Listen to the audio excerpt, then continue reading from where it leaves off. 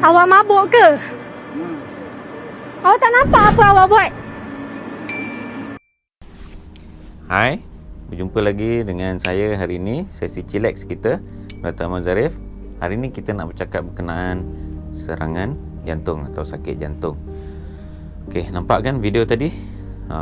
Dan kita baru dikejutkan dengan satu lagi berita. Kita punya bekas pemain kebangsaan Sharbaghat Singh atau lebih dikenali sebagai Shabby Singh baru sahaja pass away kerana serangan jantung ketika sedang berbasikal.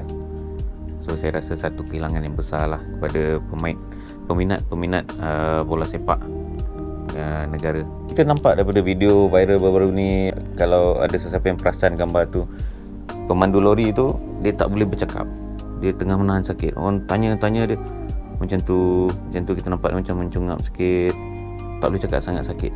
Lepas tu kalau kita tengok yang gambar mendiang Shabby, dia jatuh dari basikal, tangan dia nampak macam sedang memegang dada. Hoi, seram. So apa itu serangan jantung?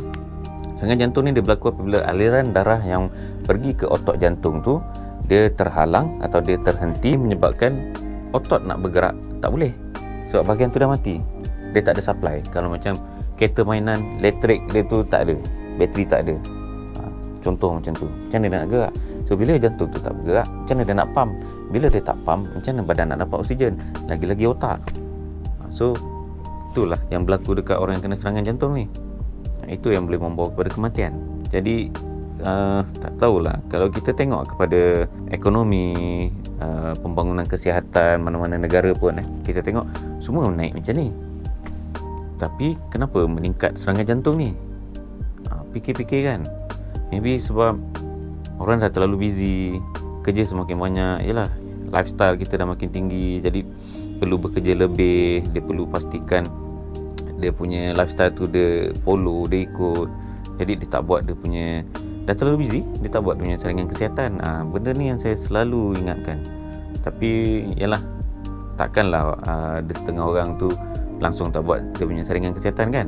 Mungkin dia buat, tapi benda dah nak berlaku. Tapi at least kalau kita berjaga-jaga, kita sentiasa buat, percentage tu mungkin akan rendah sikit. Okay. Punca serangan jantung, dia boleh disebabkan oleh atherosclerosis, maknanya lemak terkumpul kat salur darah tu. Jadi di stop saluran darah, aliran darah tadi. Satu lagi, bahasa Melayu dia panggil spasma, tapi bahasa Inggeris kita panggil spasm. Salur jantung tu spasm ni dia kekejangan. Dia kejang, macam kalau kita kena ketot kat betis kan, kita nampak dia mengeras, dia tekan macam tu, sakit. So sama, bila dah tekan macam tu, jadi saluran darah tak ada, sama konsep dia, oksigen tak pergi. So apakah tanda dan simptomnya? Okay, tengok balik kepada video tu. First kali, kalau serangan jantung ni, kebanyakannya orang akan rasa sakit dada. Ada juga yang tak sakit dada, mostly sakit dada, ataupun dia akan rasa sakit dekat belah atas ni. Biasa dia akan kata macam rasa terhimpit, menyucuk, menekan, berat. Lepas tu kadang dia rasa sakit jantung tu pergi ke bahu belah kiri. Kalau kita belajar medical, dia akan kata merebak ke belah kiri atau pergi ke sampai bawah dagu macam tu. Lepas tu ada yang tercungap-cungap, macam kita tengok ada yang pandu lori tu kan, nampak macam tu. Mungkin sebab oksigen dah tak dapat. Jadi automatically otak suruh try dapatkan more oksigen. Bila cuba dapatkan more oksigen tapi dah lemah, macam tu. And then rasa loya, muntah, pening, lepas tu dia berpeluh sejuk. Kadang kalau kita ambil history ni, kita tanya patient, ada profuse sweating, kita tanya ada berpeluh teruk tak. Itu salah satu. So itu tanda-tanda dia. Jadi kadang macam kita kata tadi, ada yang tak rasa sakit dada kan, tapi dia ada simptom-simptom ni, dia rasa macam tak selesa je, tapi ada simptom-simptom ni, better pergi terus klinik atau hospital, jangan buang masa. Kalau orang kencing manis, kita tahu orang kencing manis yang agak teruk ni, dia punya saraf sakit tu kurang, dia kurang rasa sakit. Tu pasal kita tengok kan tiba-tiba dia menjejer darah mana datang ni, lah kaki dah luka tak perasan. Dia tak rasa sakit jantung, dia rasa macam tak selesa sikit. Biasa lah kan. Tapi kalau orang tu kencing manis, dia kena lebih berjaga-jaga.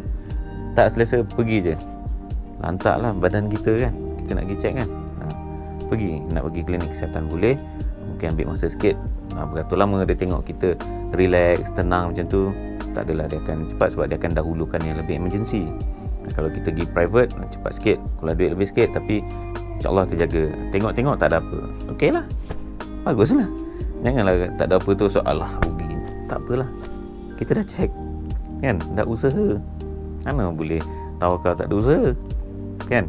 Okay. So apa yang kita boleh buat untuk cegah serangan jantung ni, paling utama adalah kita kena jaga risiko dia, faktor-faktor yang menyebabkan serangan jantung tu sendiri.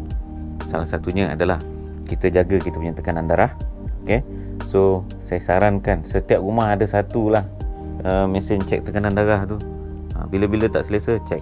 Selesa tak selesa, cek. Bangun pagi, petang, sebelum rehat, sebelum tidur, cek. Apa salahnya? Tiba-tiba rupanya dah tinggi. Pun sama, ada orang tekanan darah dia tinggi, dia tak rasa apa pun, tapi dia tak tahu. Dia dah nampak nombor tu, ui tinggi, baru dia takut kan. Okay, jaga tekanan darah. Nombor 2, kawal kolesterol. Nombor 3, kita jaga pengambilan gula kita, kontrol kita punya paras gula tu. Nombor seterusnya, kita kena aktif dan perlu bersenam, tapi jangan berlebih-lebihan. Kita nampak lately orang yang aktif ni yang banyak kena serangan jantung, mungkin sebab dia paksa jantung tu sangat kan. So berpada-pada dan lagi pun perlu saring selalu. Okay, next, amalkan diet yang sihat. Amalkan diet yang sihat, sentiasa ada sayur, ada protein, atau pengambilan air yang banyak. Benda-benda tu perlu buat. Macam mana kita makan pun itu kena. Lepas tu kekalkan berat badan yang sihat. BMI tu jaga. Itulah gunanya dia pergi buat formula BMI tu. Check kita punya BMI. Dan last sekali, yang merokok, berhenti merokok. Kalau tak boleh berhenti, kurangkan kurangkan pengambilan alkohol. Okay, itu antara benda yang kita boleh jagalah. Akhir sekali, saya minta sangat-sangat kita semua jaga kita punya kesihatan supaya kita sentiasa dalam keadaan baik. Macam mana nak tahu kita sentiasa keadaan baik? Buat saringan. Saringan ni ada banyak. Buat blood test, kita cek jantung. Okey, ada tu dia buat lebih lagi, dia buat stress test yang berlari atas treadmill. Lepas tu boleh buat angiogram, dia check directly terus kat jantung tu.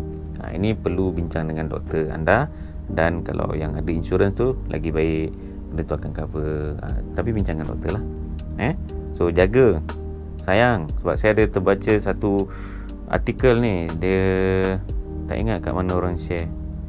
Dia kata Die Empty. Dia buat satu buku bertajuk Die Empty. Dia kata dia terfikir nak buat buku ni sebab dia pergi kat satu macam ceramah ke apa, ni orang putih lah. Ada orang tu tanya, tempat mana yang paling kaya sekali kat dalam dunia? Tanah mana yang paling kaya kat dunia? Ada orang cakap dekat Middle East sebab sana banyak minyak. Tu ada yang cakap dekat sana, ada yang cakap kat sini. Okay, dia kata salah. Tempat yang paling, tanah yang paling kaya di dunia adalah perkuburan. Sebab apa? Sebab sana banyak idea-idea yang tak dapat dijalankan.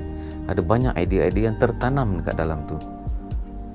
Yalah, dia takut lah, dia tak berani lah, tak itulah, tak ini, so dia pun tak buat lah. Dia end up, dia pun pass away. Atau macam ni, banyak idea ni, macam-macam dia nak buat, tapi tak jaga kesihatan, habis. So kita ambil iktibar. Alright, tak chillax sangat lah nampaknya hari ni. Okay, sebab saya sedih lah dengan berita yang baru. Alright, okay, jumpa kita lagi di sesi yang akan datang. Thank you.